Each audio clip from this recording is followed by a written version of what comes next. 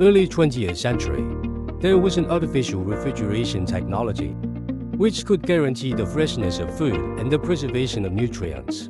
This technology is called liquid nitrogen flash freezing and enables rapid freezing in a very short time.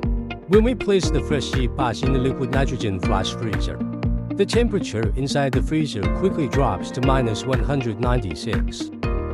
The strong cold air produced by the refrigeration system under the action of the fan and deflector plate forms a stable horizontal ring of low-temperature airflow, which exchanges heat with the sea bass to achieve rapid cooling and freezing. And the whole process will be completed within 10 minutes.